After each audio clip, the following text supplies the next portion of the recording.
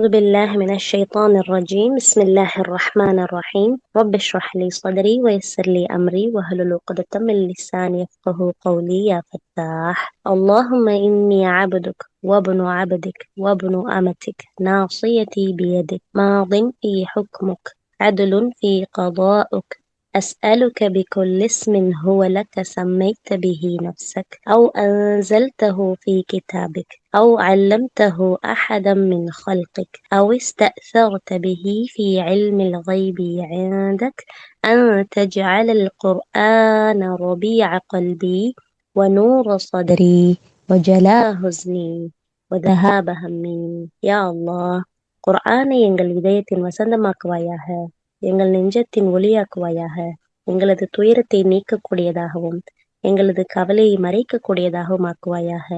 ஆமீன். أعوذ بالله من الشيطان الرجيم.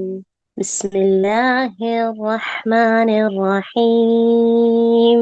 ولئن متم أو قتلتم لإلى الله تحشرون فبما رحمة من الله لنت لهم ولو كنت فظا غليظ القلب لانفضوا من حولك فاعف عنهم واستغفر لهم وشاورهم في الأمر فإذا عزمت فتوكل على الله إن الله يحب المتوكلين. إن ينصركم الله فلا غالب لكم وإن يخذلكم فمن ذا الذي ينصركم من بعده وعلى الله فليتوكل المؤمنون.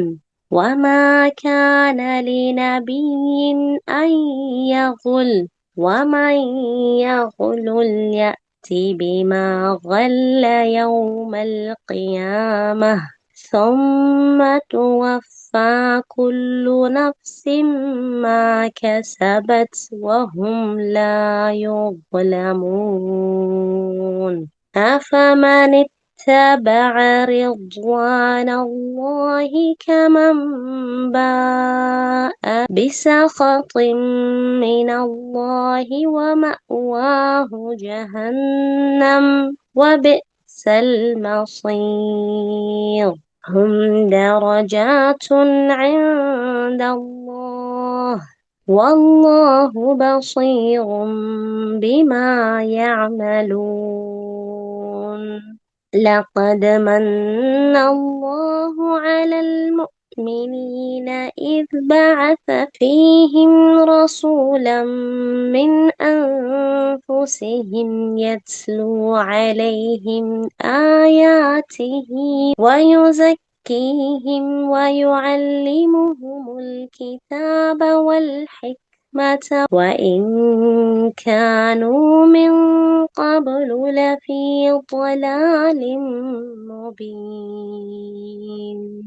أولما أصابتكم مصيبة قد أصبتم مثليها قلتم أنى هذا قل هو من عند أنفسكم إن الله على كل شيء قدير.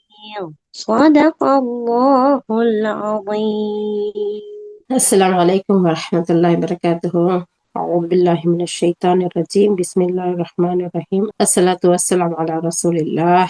ربنا زدنا علما. رب اشرح لي صدري ويسر لي أمري واحلل عقدة من لساني يفقهوا قولي. يا فتاح, اللهم إني أسألك بأن لك الحمد لا إله إلا أنت وحدك لا شريك لك المنان بديع السماوات والأرض يا ذا الجلال والإكرام يا حي يا قيوم إني أسألك الجنة أعوذ بك من النار ربنا زدنا علما. அல்ஹம்துலில்லாஹ். அல்லாஹுடைய கருணை கொண்டு தொடர்ந்து சூரா ஆல இம்ரான் ஒவ்வொரு வசனங்களையும் நம்ம பார்த்துட்டு வரோம். அல்ஹம்துலில்லாஹ். அல்லாஹ் சுப்ஹானஹு வ தஆலா நேற்றைய தினம் சொன்னா, ஈமான் கொண்டவர்களே, நிராகரிப்பாளர்கள் மாதிரி நீங்க பேசாதீங்க. உங்களுடைய உற்றார் உறவினர்களோ உங்களை சேர்ந்தவங்களோ வெளியூருக்கோ எங்கேயோ போயிருந்தா, அங்க மரணம் அடைஞ்சிட்டா, அங்க கொல்லப்பட்டிருந்தா, நீங்க போகாம இருந்தா இப்படி நடந்திருக்காதே அப்படிங்கிற ஒரு பேச்சுக்களை பேசாதீங்க. நீங்க எங்க இருந்தாலும் சரி, அல்லாஹுடைய நாட்டப்படிதான் ஒவ்வொன்றும் நடக்குது. சாதாரணமா மரணிச்சாலும் சரி, அல்ல போருக்கு போய் மரணம் அடைஞ்சாலும் சரி, அல்லாஹ் யாருக்கு எதை விதிச்சாலும் அதுதான் நடக்குது. அதனால நீங்க இப்படிப்பட்ட பேசுகளை பேசாதீங்க. இதுக்கு பின்னாலேயும் அல்லாஹ் உங்களை மன்னிக்க கூடியவனா, கருணை காட்டக்கூடியவனா இருக்கான். நீங்க நினைக்கிறீங்க இங்க வாழ்றது சிறந்ததுன்ட்டு, இதை விட சிறந்ததா இருக்கும் அல்லாஹின் பக்கம் சென்றடையக்கூடியது, அல்லாஹ்வுக்காக போராடுவது அப்படிங்கிறத அல்லாஹ் சுப்ஹானஹு வ தஆலா சொல்லிட்டு, நீங்க மரணம் அடைஞ்சாலும் சரி, கொல்லப்பட்டாலும் சரி, எது எப்படி இருந்தாலும் சரி, அல்லாஹ்வின் பக்கம் தான் நீங்க ஒன்று சேர்க்கப்படுவீங்க அப்படிங்கிற செய்தி அல்லாஹ் தஆலா சொல்றான். அப்போ இந்த உலக வாழ்க்கையை நம்ம விரும்பக்கூடியவர்களா இருக்கோம். ஆனா அல்லாஹ்விடம் இருக்கிறது இதை விட சிறந்ததுங்கிறத அல்லாஹ் தஆலா சொல்றான். 158வது வசனத்துல அவன் பக்கம் தான் ஒன்று சேர்க்கப்படுவீங்கிற ஒரு செய்தியை சொல்லிட்டு, 159வது வசனத்துல அல்லாஹ் தஆலா சொல்றான், நபியே, அல்லாஹ்வின் மாபெரும் அருள்னாலேயே நீ இவர்களிடம் மென்மையா நடந்து கொள்கிறீங்க. நீ கடுகடுப்பானவராகவோ வன்னெஞ்சம் கொண்டவராகவோ இருந்தால் இவர்கள் எல்லாம் உன்னை விட்டு விலகி போயிருப்பார்கள். ஆகவே இவர்களின் தவறுகளை பொறுத்து கொள்வீராக. மேலும் இவர்களுக்காக இறைவனிடம் மன்னிப்பு கோருவீராக. மேலும் தீனுடைய பணிகளில் இவர்களையும் கலந்து ஆலோசிப்பீராக. ஏதாவது ஒரு விஷயத்தில் நீ உறுதியாக முடிவெடுத்து விட்டால் அப்பொழுது அல்லாஹ்வையே முழுமையாக சார்ந்திருப்பீராக. திண்ணமாக தன்னை முழுமையாக சார்ந்து செயல்படுவோரை அல்லாஹ் நேசிக்கின்றான். சுப்ஹானல்லாஹ். அல்லாஹ் சுப்ஹானஹு வ தஆலா இந்த வசனத்துல எவ்வளவு அற்புதமா சொல்லி காட்டுறான் பாருங்க. அல்லாஹ் சுப்ஹானஹு வ தஆலா உயர்ந்தோனாகிய ரப்பு அவனுடைய தூதருக்கும் இறை நம்பிக்கையாளர்களுக்கும் அவன் செய்த உதவிகள் இருக்குல்ல, அதையெல்லாம் சொல்லி காட்டுறான். உங்களுக்கு பாருங்க, நான் என்னென்ன உதவிகள்லாம் செஞ்சேன் அப்படிங்கறத சொல்லி காட்டி நன்றியோட நீங்க இருங்க அப்படிங்கறத சொல்றான். அது மட்டும் இல்ல, அல்லாஹுடைய தூதர் ஸல்லல்லாஹு அலைஹி வஸல்லம் அவங்களுக்கு அல்லாஹ் தன்னுடைய கட்டளையை பின்பற்றி நடங்க, அதுக்கு தடை விதிக்க கைவிட்ட மக்களுக்கு இலகிய உள்ளத்தோட கனிவான பேச்சுக்களோடு அல்லாஹுடைய தூதர் நடந்து கொண்டாங்கிறத அல்லாஹ் தஆலா சொல்லி காட்டுறான். எப்படி அல்லாஹுடைய தூதருடைய கட்டளைக உஹது போர்ல தோழர்கள் மீறாங்க இல்லையா, அவங்க கிட்டையும் அல்லாஹ் சுப்ஹானஹு வ தஆலா அல்லாஹுடைய தூதர் எப்படி நடந்துக்கிட்டாங்கன்னா,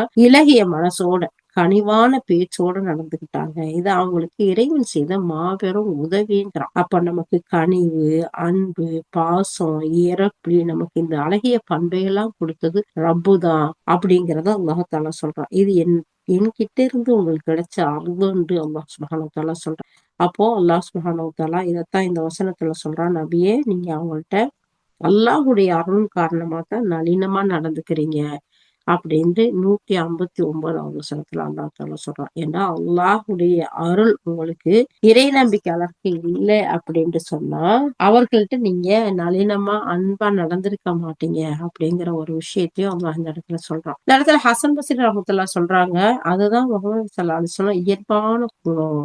நளினமா பேசுறது, அன்பா இருக்கிறது, இரக்கத்தோட இருக்கிறது, இந்த குணத்தை கொண்டே அல்லாஹ் தன்னுடைய தூதரை அனுப்பி வச்சிருக்கான். இதனாலதான் 9வது அத்தியாயத்துல 128வது வசனத்துல அல்லாஹ் சொல்றான், உங்களிலிருந்தே ஒரு தூதரை உங்களிடம் நாம் அனுப்பி இருக்கிறோம். உங்கள்ட்ட இருந்தே ஒரு தூதர் வந்திருக்கிறார். நீங்கள் சிரமப்படுவது அவருக்கு பாரமா இருக்கும். அவர் உங்கள் மேல அதிக அக்கறை உள்ளவர், இறை நம்பிக்கையாளர்கள் மேல் அதிக பரிவும் கருணையும் கொண்டவர் அப்படின்னு அல்லாஹ் சுப்ஹானஹு வ தஆலா இந்த வசனத்துல 128வது வசனம் 9வது அத்தியாயம் சூரா தௌபால அல்லாஹ் சொல்லி காட்டுறான். அதனாலதான் அல்லாஹ் சுப்ஹானஹு வ தஆலா சொல்றான், நீ மட்டும் கடுகடுப்பானவரா கல் நெஞ்சம் படைச்சவரா இருந்திருந்தா உன்கிட்ட அந்த மக்கள்லாம் வராம விலகி ஓடி போயிருப்பாங்க அப்படின்னும் அல்லாஹ் தஆலா சொல்றான். அதனால கடுமையா பேசுவதாகவும் இறுகிய மனம் படைத்தவராகவும் இருந்திருந்தா உண்மை விட்டு அந்த மக்கள் எங்கேயோ ஓடி போயிருப்பாங்க.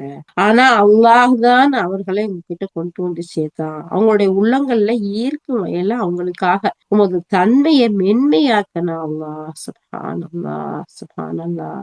அப்ப மென்மையோட இருக்கிறது, தன்மையோட நடக்கிறது, நற்பண்போட இருக்கிறது அல்லாஹ் விரும்புறான். அது அல்லாஹ் நமக்கு அறுப்படையா கொடுத்திருக்கான்.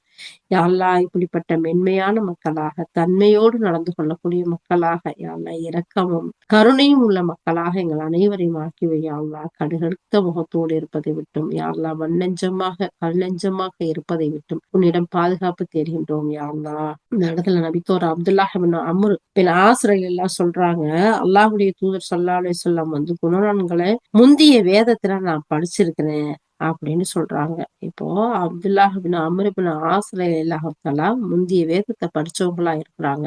அதுல அல்லாஹ்வுடைய தூதர் ஸல்லல்லாஹு அலைஹி வஸல்லம் அழகான குணத்தை பத்தி நான் அதுல சொல்லி இருக்கு, அதை நான் படிச்சிருக்கேன். அதுல அல்லாஹ் தஆலா சொல்றா, அவர் கடுகடுப்பானவர் இல்ல, அவர் கல் நெஞ்சம் கொண்டவரும் இல்ல, கடத்தெருவுல கூச்சல் போடக்கூடியவரும் இல்ல, ஒரு தீமைக்கு இன்னொரு தீமையால் அவர் தீர்வு காண மாட்டாரு, மாறா அதை மன்னிப்பாரு, அதை விட்டு கொடுப்பாரு. சுப்ஹானல்லாஹ். மற்ற வேதங்கள்ல அல்லாஹுடைய தூதருடைய தன்மைகளை அல்லாஹ் சொல்லி காட்டியிருக்கானா, அதை படிச்ச தோழர் அழகான முறையில சொல்லி காட்டுறாங்க பாருங்க.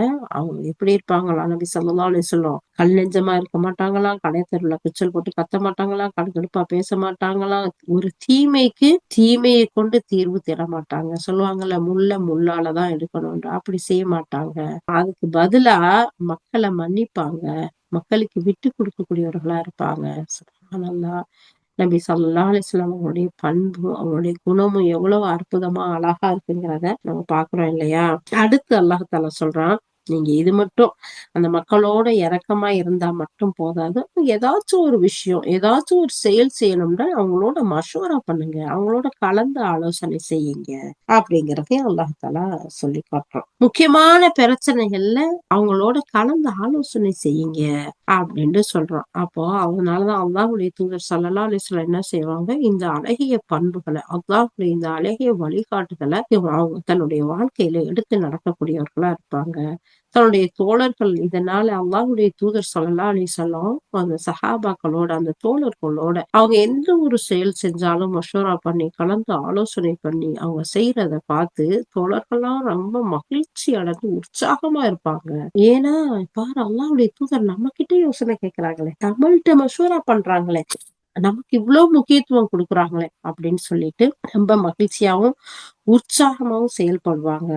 ஏன்னா அது மாதிரிதான் பத்ர் போர் நேரத்துல அல்லாஹ்வுடைய தூதர் ஸல்லல்லாஹு அலைஹி வஸல்லம் கேக்குறாங்க, குறைஷியுடைய வன்மைய குழுவினரை நம்ம வழிவகுக்க போலாமா, நம்ம எப்படி நடந்துக்கலாம் அப்படின்னு சொல்லி ஆலோசனை சொல்றாங்க. அப்போ தோழர்கள் எல்லாம் சொல்றாங்க, அல்லாஹ்வின் தூதரே, இந்த செங்கடல்ல அத நீங்க கடக்க சொல்லி நீங்க எங்கள்ட்ட எனக்கு உத்தரவு விட்டாலும் நாங்க உடனே அதை நாங்க கடப்போம், நடப்போம், உங்களுக்கு பின்னாடியே நாங்க வருவோம். மூசா அலைஹிஸ்ஸலாம் அவங்களுடைய சமுதாயம் மாதிரி நீங்களும் உங்க ரப்பும் போங்க அப்படின்னு நாங்க ஒரு நாளும் சொல்ல மாட்டோம். நீங்க சொல்லுங்க, நாங்க உங்களுக்கு முன்னாடியும் பின்னாடியும் வலப்பக்கத்தாலும் உங்களுக்கு போராளிகளா வந்து நின்று போராடுவோம் அப்படின்னு சொல்றாங்க. சுப்ஹானல்லாஹ். அப்ப அதே மாதிரிதான் அந்த போர்ல எந்த இடத்துல முகாமிடுறது, எந்த இடத்துல தங்குறது, எப்படி எல்லாம் செய்யறதுங்கிற ஒரு ஆலோசனைய சஹாபாக்களோட சேர்ந்து முடிவு பண்றாங்க. அது மட்டும் இல்லாம அந்த இடத்துல பல்வேறு கருத்து ஒவ்வொருத்தரும் சொல்றாங்க. அந்த இடத்துல முன்திர் பின் அம்ர் ரலியல்லாஹு வந்து எதிரிகளின் முன்பகுதிக்கு முன்னேறி செல்லலான்னு ஒரு யோசனை சொல்றாங்க. அந்த யோசனையை எடுத்துக்கிறாங்க. சுப்ஹானல்லாஹ். அகிலத்தின் தூதர், அல்லாஹுக்கு மிக விருப்பமான நேசத்திற்குரிய தூதர், இறை வழிகாட்டல் இருக்கு, ஜிப்ரீல் அலைஹிஸ்ஸலாம் வந்து அப்பப்போ வஹி இறக்கிட்டு இருக்கிறாங்க, மலக்குகளோட துணை இருக்கு, இருந்தாலும் அவங்க ஒரு தற்பெருமையோ நான் முடிவெடுத்தா நீங்க கேட்கணுங்கிறதோ இல்ல, அந்த மக்களோட அழகான முறையில கலந்து ஆலோசனை செஞ்சு அவங்க முடிவெடுக்கிறாங்க. அல்லாஹும் அந்த அழகான ஒரு விஷயத்தை தான் கத்து கொடுக்குறோம், நீங்க மட்டும் தன்னிச்சையா எதுவும் செய்யாதீங்க, அந்த மக்களோட சேர்ந்து கலந்து ஆலோசனை செய்யுங்க. இதே மாதிரிதான் உஹது போரின் போதும் நம்ம மதீனாவுல இருந்து போராடலாமா, வெளியே போய் போராடலாமா? அப்ப மக்கள் சொல்றாங்க, இல்ல நம்ம மதீனாவுல இருந்து போராடுறதை விட வெளியே போய் அவர்களை சந்திக்கிறது நல்லதுன்னு ஆலோசனை சொல்றாங்க. அதன்படியே நடக்குது. அதே மாதிரிதான் அகல் போர், ஹந்தக் போர் பாத்தீங்களா, அங்க நம்ம எப்படி நடக்கலாம்னு சொல்லி பேசி அவங்களுடைய ஆலோசனைப்படி நடக்கிறாங்க. அப்போ வந்து சாத் பின் முஆத் ரலியல்லாஹு, சாத் பின் உபாதா ரலியல்லாஹு 2 பேரும் வந்து அதுக்கான யோசனைகளை சொல்றாங்க.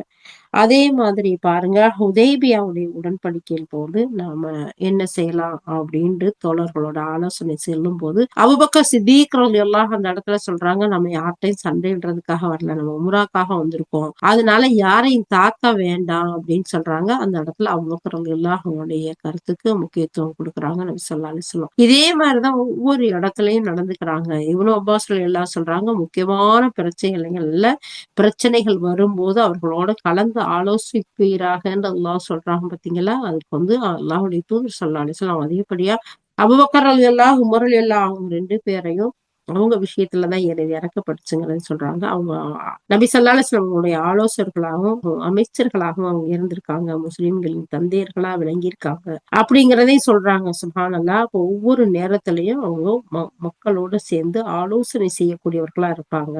அல்லாஹ் சுப்ஹானஹு வ தஆலா சொல்றான், நீங்க அப்படி கலந்து ஆலோசனை செய்து முடிவெடுத்துட்டா நீங்க அல்லாஹ்வை முழுமையா சார்ந்துருங்க.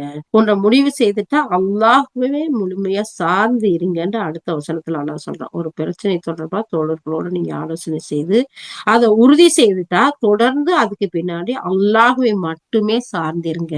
தன்னை சார்ந்திருப்போரைத்தான் அல்லாஹ் நேசிக்கிறான். நம்ம பாத்தீங்களா, நம்ம எல்லாரும் சேர்ந்து ஒரு மஷோரா பண்றோம். அதோடைய முடிவெடுத்ததுக்கு பின்னாடி யா அல்லாஹ் நாங்க எல்லாரும் சேர்ந்து இப்படி ஒரு முடிவு எடுத்திருக்கோம், யா அல்லாஹ் இது அழகான முறையில் நிறைவேற்றி தந்தருள்வாயாகன்னு சொல்லிட்டு அல்லாஹ்வின் பக்கமே நம்ம திரும்பிடணும். அதுக்கு பின்னாடி நம்மளுடைய திறமை மேலயோ நம்முடைய கூட்டு முயற்சிகள் மேலயோ நம்பிக்கை வைக்க கூடாது. நம்ம அல்லாஹ்வின் பக்கம் திரும்பக்கூடியவர்களா இருக்கணும். அல்லாஹ்வை சார்ந்து இருக்கணும் எல்லா விஷயத்திலையும். அல்லாஹ் அப்படிப்பட்டவர்களை தான் நேசிக்கிறான்.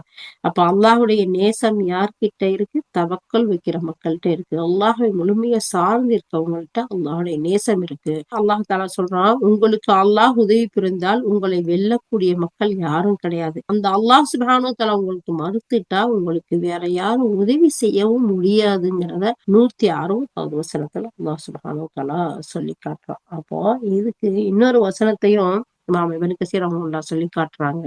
வல்லமை படைத்தவனும் ஞானம் நிறைந்தவனுமாகிய அல்லாஹ்விடம் இருந்தே தவிர வேறு யாரிடமிருந்து எந்த உதவியும் கிடைக்கிறதில்ல.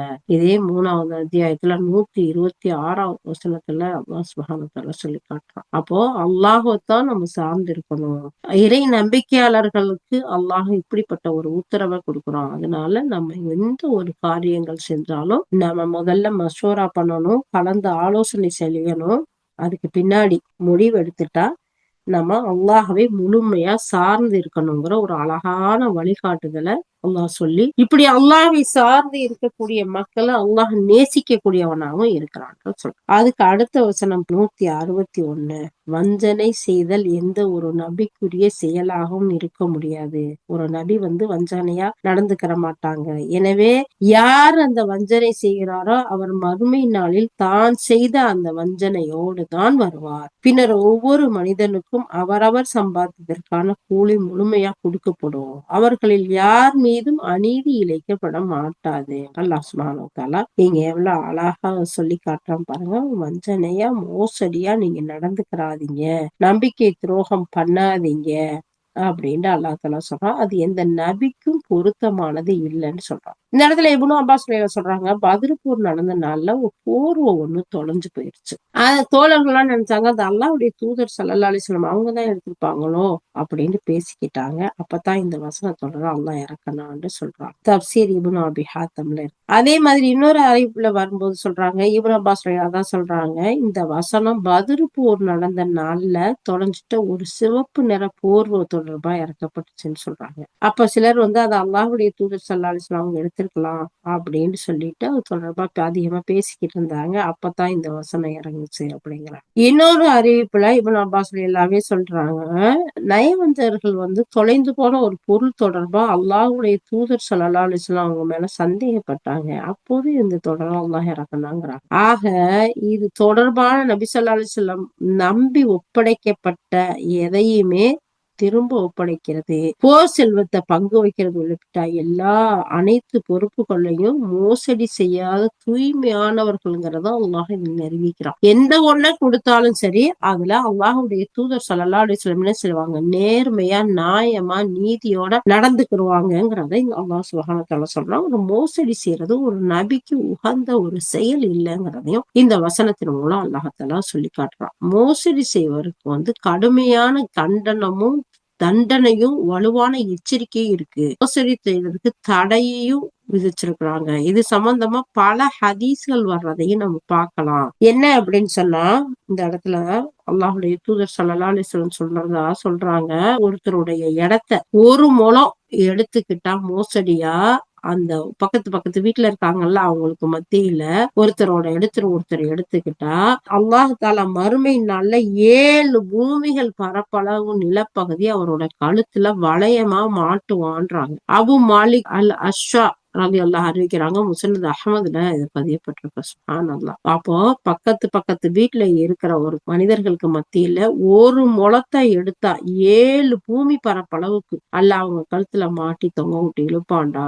சுப்ஹானல்லாஹ். இன்னைக்கு எவ்வளவு நிலங்கள், எவ்வளவு பொருட்கள், எவ்வளவு ஒரு விஷயங்கள் அடுத்தவங்களோட அபகரிக்க கூடியதா இருக்கு. அல்லாஹ் பாதுகாக்கணும். அதுக்கடுத்து அல்லாஹ்வுடைய தூதர் ஸல்லல்லாஹு அலைஹி வஸல்லம் சொல்றாங்க, ஒருத்தர் தமக்காக ஒரு பொறுப்பை ஏற்றார், அவர் வீட்டுக்கு வசதி இல்லை அப்படின்னு சொன்னா, முஸ்லிம்களுடைய பொது நிதியிலிருந்து முஸ்லிம்களுக்காக உழைக்கக்கூடிய கவர்மெண்ட்ல இருந்து தேர்ந்தெடுக்கப்பட்ட ஒரு பொறுப்பாளி, அவருக்கு வீடு வசதி இல்லை அப்படின்னா அந்த கவர்மெண்டோட பொது நிதியில இருந்து ஒரு வீட்டை வாங்கிக்கலட்டும். அவருக்கு வாழ்க்கை துணை இல்லைன்னு சொன்னா அந்த பொது நிதியில இருந்தே உதவியை பெற்று மனம் முடிச்சுக்கட்டும். அவருக்கு ஒரு பணியாளி இல்லை அப்படின்னு சொன்னா அவர் அந்த பொது நிதியிலிருந்து உதவி பெற்று அவர் என்ன செய்யட்டும், ஒரு வேலைக்கு ஆள வச்சுக்கட்டும். அவருக்கு வாகனம் எதுவும் இல்லைன்னா அதையும் பொது நிதியிலிருந்து எடுத்து அதையும் ஏற்படுத்திக்கிறட்டும்.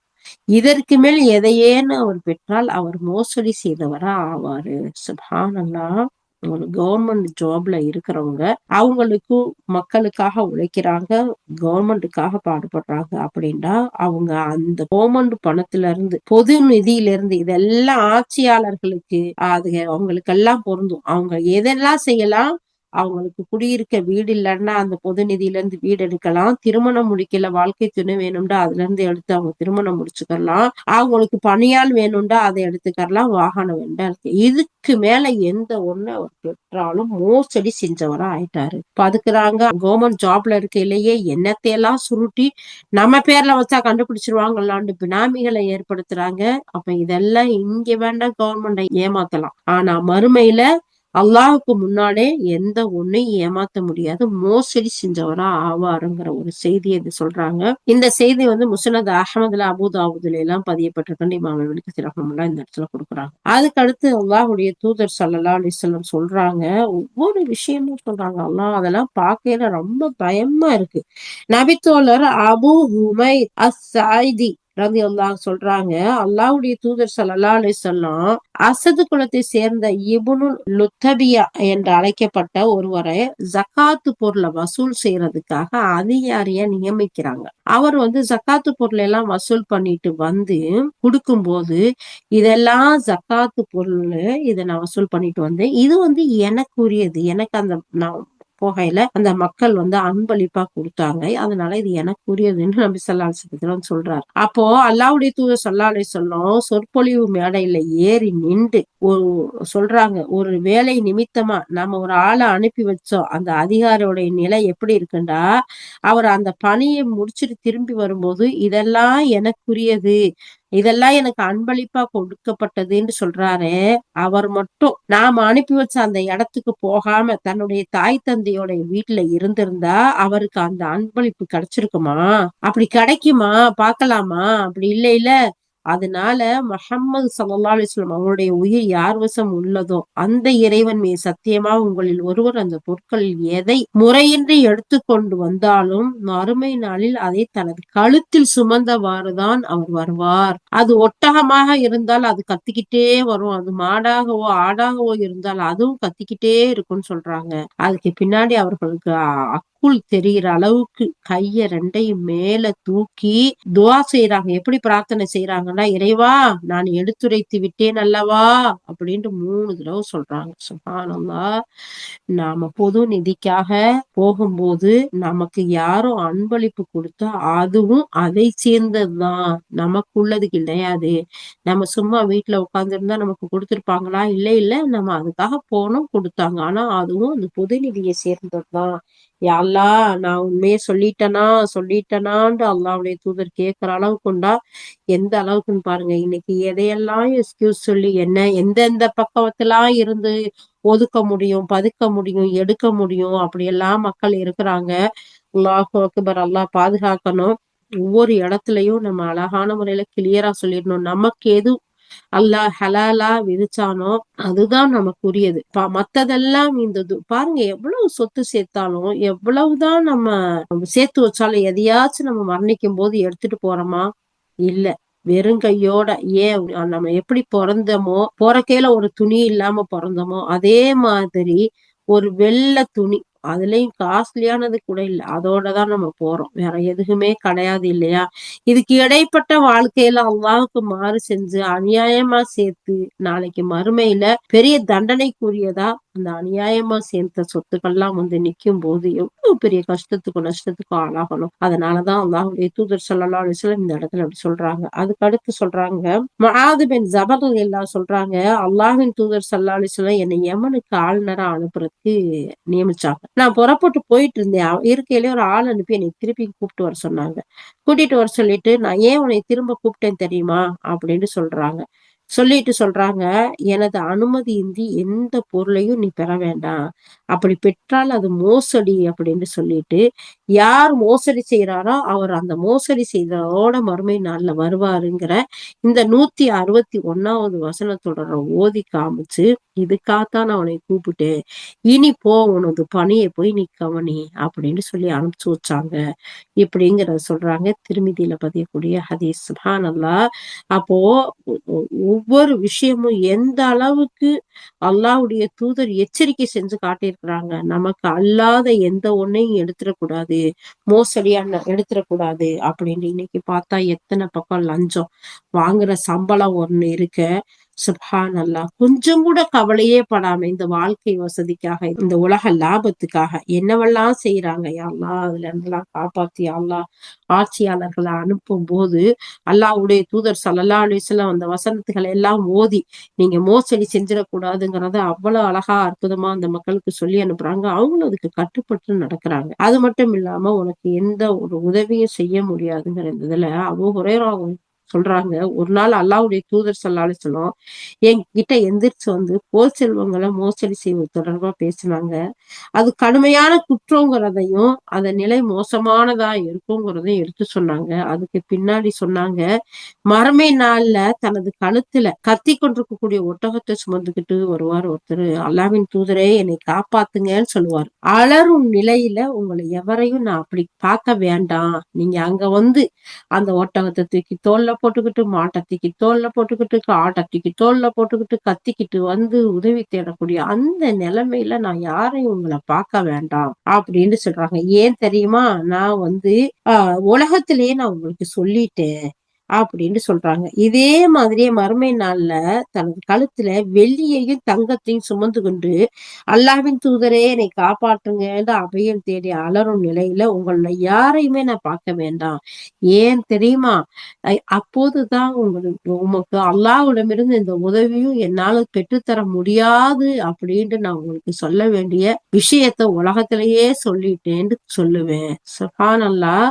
இது முஸ்னத் அஹமதுல புகாரி ஷரீஃப்ல 3073வது ஹதீஸா, முஸ்லிம் ஷரீஃப்லயும் பதியப்பட்டிருக்கு. சுப்ஹானல்லாஹ்.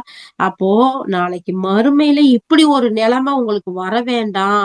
நீங்க ஆட்டை அடிச்சு மோசடி செஞ்சு அதை தூக்கி தோல்ல போட்டுக்கிட்டு கத்திக்கிட்டு உதவி செய்ய, மாட்டை அடிச்சு மோசடி செஞ்சு அதை தூக்கி தோல்ல போட்டு சுமந்து கத்திக்கிட்டு ஒட்டகத்தை தூக்கி போட்டுக்கிட்டு நாளைக்கு தங்கம் வெள்ளி இதுகளெல்லாம் மோசடி செஞ்சு அதுகளெல்லாம் சுமந்துக்கிட்டு நீங்க அபயம் தேடி மறுமை நாள்ல என்கிட்ட நிக்க வேண்டாம். ஏண்டா இதெல்லாம் நான் உலகத்திலேயே நான் உங்களுக்கு சொல்லிட்டேன், இதெல்லாம் மோசடி, இது நாளையில மறுமையில நீங்க சுமந்துகிட்டு வந்து நிக்கணும், அதனால இதுல இருந்தெல்லாம் விலகிக்கங்கன்னு நான் சொல்லிட்டேன் அப்படிங்கிற செய்திய சொல்லி காட்டுறாங்க. சுப்ஹானல்லாஹ். அப்ப பாருங்க எந்த அளவுக்கு இந்த மோசடி செய்யறது அல்லாஹ்வும் ரசூலும் வெறுக்கக்கூடியது. அதுல இருந்து விலகி வாழணுங்கிறத அல்லாஹ் சுப்ஹானஹு வ தஆலா 161வது வசனத்துல சொல்லி காட்டுறான். அல்லாஹுடைய உவப்பை யார் நாடுறாரோ அவர் அல்லாஹுடைய கோபத்துக்கு ஆளானவரை போன்ற ஆவாரா? ஒரு நாள் ஆக முடியாது. இப்படி கோபத்துக்கு ஆளானவரு அவருடைய புகலிடம் நரகம்தான். போய் சேரக்கூடிய இடங்கள்லயே இது மோசமானது அப்படிங்கிறத அல்லாஹ் சுப்ஹானஹு வ தஆலா 162வது வசனத்துல சொல்றான். எப்பொழுதுமே அல்லாஹ் விருப்பத்தை பின்பற்றி நடக்கும் ஒருவர் அல்லாஹ்வுடைய கோபத்துக்கு சினத்துக்கு ஆளானவரை போலவும் மிகவும் கெட்ட இருப்பிடமான நரகத்தை புகலிடமும் பெற்றவரா ஆவாரா? ஒரு நாளும் ஆக மாட்டார். ஏன்னா அல்லாஹுடைய ஓப்பை, அவனுடைய அன்பை, அவனுடைய கருணையை பெற்றக்கூடிய மனிதர் எல்லா வகையிலையும் ரொம்ப கவனத்தோட பாதுகாப்பா இருப்பாரு. அப்போ அல்லாஹாலா அதனாலதான் இந்த வசனத்துல இவ்வளவு அழகான விஷயத்த சொல்லிட்டு இந்த இடத்துல இமாம் இப்னு கசீர் ரஹ்மத்துல்லாஹுடைய மிகப்பெரிய அழகிய ஒரு வழிமுறையே என்னன்னா, ஒரு வசனத்துக்கு விளக்கமா அடுத்தொரு வசனத்தை சொல்றதுதான். சுப்ஹானல்லாஹ். அப்புறம்தான் ஹதீஸ்க்கு போவாங்க. அப்புறம்தான் அடுத்தடுத்த விஷயத்துக்கு போவாங்க. இந்த இடத்துல இந்த வசனத்துக்கு ரெஃபரன்ஸா இன்னொரு வசனத்தை கொடுக்குறாங்க. 13வது அத்தியாயத்துல 19வது வசனம். நபியே, உம்முடைய இறைவனிலிருந்து உமக்கு அருளப்பட்ட வேதமானது உண்மையே என்று அறிந்திருப்பவர் ஒன்றும் அறியாத குருடராய் போன்ற ஆவாரா?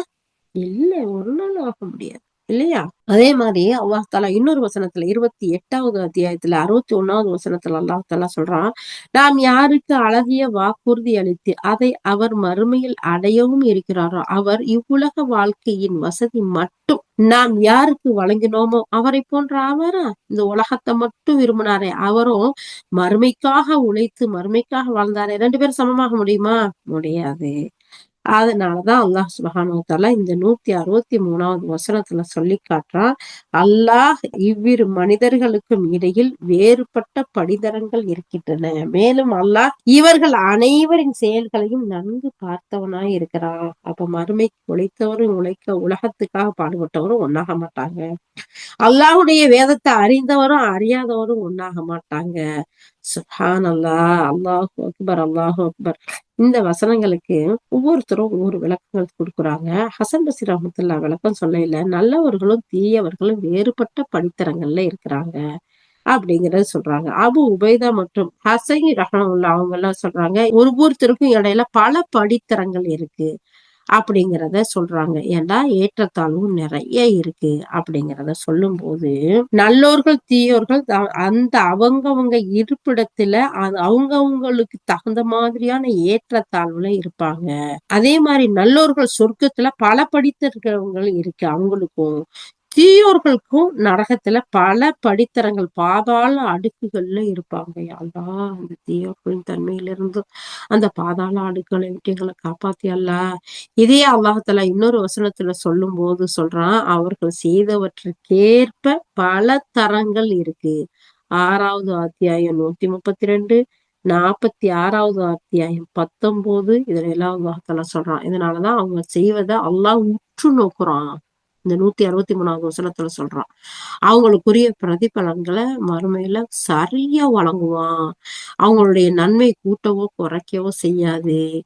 எந்த தீமையையும் அல்லாஹ் கூட்டவோ குறைக்கவோ மாட்டான். அவரவர் செயலுக்கேற்ப பிரதிபலனை அல்லாஹ் வழங்குவான். அல்லாஹ் நீதியாளன், நீதவான்கிறத அல்லாஹ் சுப்ஹானஹு வ தஆலா சொல்லி முடிக்கிறான். சுப்ஹானல்லாஹ். அடுத்த வசனத்தை பாருங்க.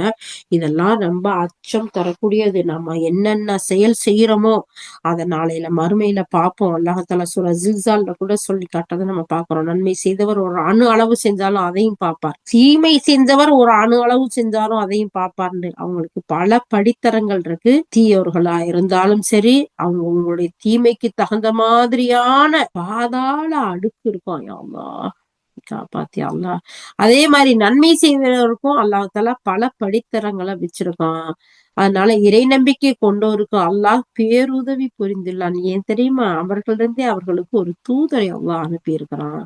அது மிகப்பெரிய உதவிங்கிறான். நமக்கு நம்ம இனத்துல இருந்து ஒரு தூதர் அல்லாஹ் தேர்ந்தெடுத்து அவங்கள நமக்கு அனுப்பி வாழ்க்கையை அழகான முறையில வாழ்ந்து காட்டி சந்தர்ப்பத்துக்கு ஏற்ற ஒவ்வொரு அழகான வழிகாட்டுதலையும் கொடுத்தாங்க இல்லையா?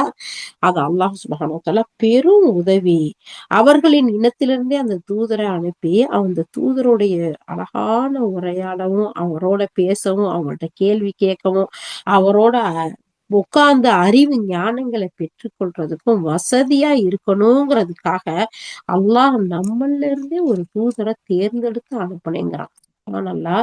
இது எவ்வளவு ஒரு அழகான அற்கொடைங்கிறது அல்லாஹ் தஆலா சொல்றான். உண்மையிலேயே அல்ஹம்துலில்லாஹ் நம்மளுடைய ஒவ்வொரு நகம் வெட்டுறதுல இருந்து முடி வெட்டுறதுல இருந்து குழந்தை பேர்ல இருந்து குடும்ப நடத்துல இருந்து குடுக்கல் வாங்கல்ல இருந்து அல்லாஹ்வுடைய தூதர் ஸல்லல்லாஹு அலைஹி வஸல்லம் நமக்கு எதுக்கு வழிகாட்டல? அல்ஹம்துலில்லாஹ்.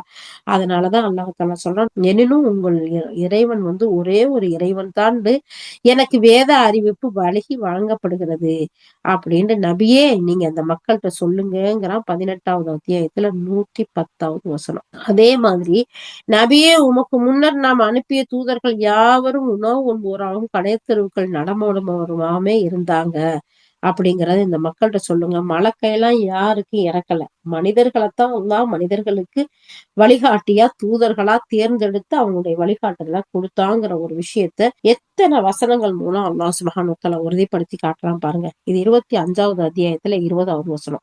நபியே உமக்கு முன்னாடி நம்ம அனுப்பிய தூதர்கள் எல்லாரும் என்ன செஞ்சாங்க? சாப்பிடக்கூடியவர்களா இருந்தாங்க, கடைத்தெருவுல நடமாடக்கூடியவர்களா தான் இருந்தாங்க. நபியே உமக்கு முன்னால் பல்வேறு நகர மக்களுக்கு அந்தந்த மக்களை சேர்ந்த ஆண்களையே நம்ம தூதரா அனுப்பினோம். அவங்களுக்கு வேத அறிவிப்பும் வகையையும் நம்ம கொடுத்தோம். 12வது அத்தியாயம் 109.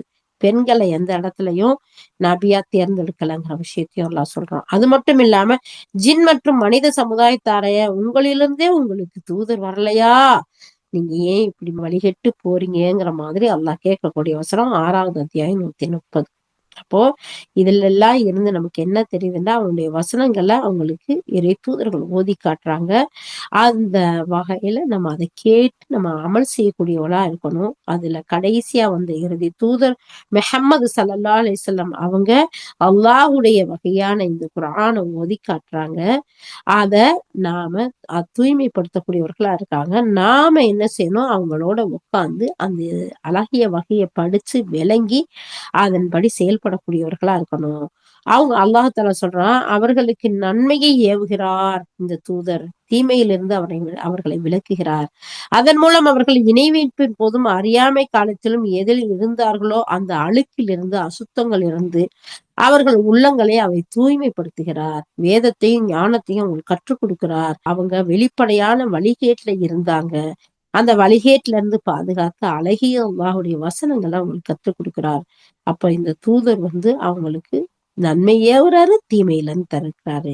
அறியாமை காலத்துல இருந்த அந்த தீமைகள் எல்லாம் போக்கி தெளிவான அழகான வசனங்கள் மூலம் அவங்கள நேர்வழிப்படுத்துறார், பரிசுத்தப்படுத்துறார். அப்ப இந்த குர்ஆன், இந்த வேதம், அல்லாஹ்வுடைய தூதருடைய வாழ்க்கை வழிமுறை நமக்கு மிகப்பெரிய வழிகாட்டியா இருக்கு. நம்ம தூய்மைப்படுத்தக்கூடியதா இருக்குங்கிறதையும் அல்லாஹ் சுப்ஹானஹு வ தஆலா இந்த வசனங்கள் மூலம் சொல்றான். கடைசியா 165வது வசனத்துல அல்லாஹ் தஆலா சொல்றான், என்ன உங்களுடைய நிலைமை எப்படி இருந்துச்சு தெரியுமா? உங்களுக்கு ஏதாவது துன்பம் வரும்போது அது எங்கிருந்து வந்ததுன்னு கேக்குறீங்க. ஆனா பதில் போர்ல இது போன்ற 2 மடங்கு துன்பம் உங்க கைகளால் எதிரிகளுக்கு ஏற்பட்டுச்சுல, நபியே நீர் அவர்களுக்கு கூறும் துன்பம் உங்களால் தான் வந்தது. சின்னமாக அல்லாஹ் யாவற்றின் மீதும் ஆற்றல் உள்ளவன்.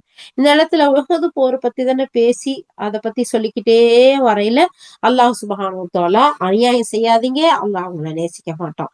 அல்லாஹ் யார நேசிப்பான்? அவன் மீது நீங்க ஒரு முடிவெடுத்தீங்கன்னா அதுல கலந்து ஆலோசனை செய்யுங்க, அதுக்கு பின்னாடி அவன் மீது தவக்கல் வைங்க, அவங்கள அல்லாஹ் நேசிக்கிறான். இதெல்லாம் சொல்றானா? சொல்லிட்டு உங்கள இருந்துதான் ஒரு தூதரை தேர்ந்தெடுத்தான். ஏன்? உங்களை பரிசுத்தப்படுத்துறதுக்காக. நீங்க அறியாமை காலத்துல தீமைகள்ல இருந்தீங்கல்ல, அதுல இருந்தெல்லாம் விலக்குறதுக்காக அப்படிங்கறத சொல்லிட்டு, என்னப்பா இப்ப உங்களுக்கு கஷ்டம் வந்துருச்சு, தோல்வி வந்துருச்சு, சிரமத்துல இருக்கமேன்னு சொல்றீங்க. இது மாதிரி தானே பதில் போர்ல உங்க கைகளால அவங்களுக்கு 2 மடங்கு தீமை, கஷ்டமும், துன்பமும், துயரமும் வந்துச்சு. அவங்க அதை பொறுத்தாங்கல்ல, அது மாதிரிதான் இந்த துன்பம் எதனால உங்களுக்கு வந்துச்சு தெரியுமா? நீங்கள் அல்லாஹ்வுடைய தூதருடைய கட்டளைய மீறினதுனாலதான் உங்களுக்கு வந்துச்சு. நீங்க அல்லாஹ்வுடைய தூதருடைய கட்டளைய மீறினீங்கல்ல, மாறு செஞ்சுட்டீங்கல்ல, அதனாலதான். ஆனாலும் அதுக்கு பின்னாடியும் அல்லாஹ் உங்களை மன்னிச்சான். அனைத்து பொருள்கள் மீதும் ஆற்றல் உள்ளவன் அப்படின்னு சொல்லி அல்லாஹ் இந்த வசனத்துல சொல்றான். அதனால நீங்க என்ன செய்யுங்க, அல்லாஹுடைய ரசூலுடைய முடிவ அவங்களுடைய கட்டளைகளை மீறாதீங்க. அப்படி மீறும் போதுதான் உங்களுக்கு இந்த மாதிரியான தீமைகள், தண்டனைகள், சோதனைகள், கஷ்டங்கள் வருது அப்படிங்கிறதை இந்த இடத்துல சொல்லி காட்டுறான். சுப்ஹானல்லாஹ். அப்ப நாம ஒவ்வொருத்தரும் இந்த வசனங்கள் மூலம் எவ்வளவு அழகான விஷயங்களை தெரிஞ்சுக்கிட்டோம். நம்ம அல்லாஹ் ரசூலுக்கு கட்டுப்படணும். நாம எந்த ஒரு செயல் செஞ்சாலும் குடும்பத்தாரோட, நண்பர்களோட, இல்ல மேல் மட்டத்துல ஒரு நாட்டை ஆளக்கூடிய அந்த இடத்துல இருந்தா அமைச்சர்களோட, மந்திரிகளோட, அதுக்காக நியமிக்கப்பட்டவர்களோட ஆலோசனை செய்யணும். அப்படி மஷோரா பண்ணி ஆலோசனை செய்து ஒரு முடிவு எடுத்துட்டா முழுமையா அல்லாஹ்வை சார்ந்து இருக்கணும். அவங்களத்தான் அல்லாஹ் நேசிக்கிறான். அது மட்டும் இல்லாம நம்ம அநியாயம் செய்யக்கூடாது, மோசடி செய்யக்கூடாது. அப்படி மோசடி செஞ்சா மறுமையில அதை எதால மோசடி செய்யப்பட்டமோ அதையே சுமந்து வரக்கூடியவர்களா அவங்க இருப்பாங்க அப்படிங்கிற எச்சரிக்கையை பார்த்தோம். அதுக்கடுத்து அல்லாஹ்வுடைய தூதர் ஸல்லல்லாஹு அலைஹி வஸல்லத்தை அல்லாஹ் நமக்கு மிகப்பெரிய ஒரு ஆட்கொடையா கொடுத்தான். அதனால அவங்க ஓதி காட்டக்கூடிய அந்த வகையையும், அவங்க வாழ்ந்து காட்டக்கூடிய அந்த வாழ்க்கையும் பின்பற்றி நடக்கக்கூடியவர்களா இருக்கணும். அப்போ நமக்கு ஈடேற்றம் இருக்கும். எப்ப அல்லாஹ்வுக்கும் ரசூலுக்கும் மாறு செய்யறோமோ அப்பதான் நமக்கு கஷ்டங்கள் வருது. அல்லாஹ் சுப்ஹானஹு வ தஆலா அனைத்தின் மீதும் ஆற்றல் உள்ளவனா இருக்கிறான் அப்படிங்கிற ஒரு விஷயத்தையும் நம்ம பார்த்தோம். யா அல்லாஹ், கேட்ட ஒவ்வொரு வசனங்களையும் அழகிய முறையில் எங்கள் வாழ்க்கையில் எடுத்து நடக்கக்கூடியவர்களாக, உன்னுடைய நேசத்தை பெற்ற நன்மக்களாக எங்கள் அனைவரையும் ஆக்கி அருள் புரிவாயாக. வாஹிரு தஅவானா அல்ஹம்துலில்லாஹி ரப்பில் ஆலமீன். சுப்ஹானல்லாஹி வ பிஹம்திஹி, சுப்ஹானக அல்லாஹும்ம வ பிஹம்திக, நஷ்ஹது அன் லா இலாஹ இல்லா அன்த, நஸ்தக்ஃபிருக வ நத்தூபு இலைக். சுப்ஹான ரப்பிக ரப்பில் இஸ்ஸத்தி அம்மா யசிஃபூன், வஸ்ஸலாமுன் அலல் முர்ஸலீன், வல்ஹம்துலில்லாஹி ரப்பில் ஆலமீன். அஸ்ஸலாமு அலைக்கும் வரஹ்மத்துல்லாஹி வபரகாத்துஹ்.